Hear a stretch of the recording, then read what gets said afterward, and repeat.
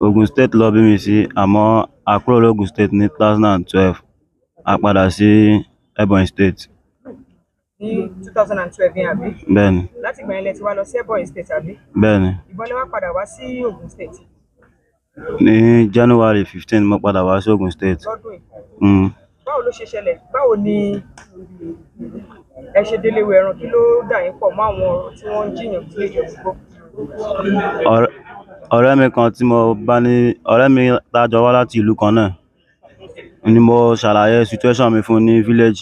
Ó wá ní pé ọkọ àǹtí òun ṣe iṣẹ́ oko kòkó, ń pé kí n tẹ̀lé òun pé wọ́n máa ń sanwó lọ́dọọdún. So a ṣáà jọ sọ iye tó máa san fún mi lọ́dún. Wọ́n ní wọ́n máa fún mi ní 250,000 lọ́dún. Mo dẹ̀ gbà. Ìgbà tí a dé, èmi àti ọkọ àǹtí ẹ̀ a jọ sọ̀rọ̀. Ìgbà tá a sọ̀rọ̀ tán, price bọ́ sí. Èmi àti a jọ travel wá sí Ìjẹ̀bú-Igbó ní 15th of January.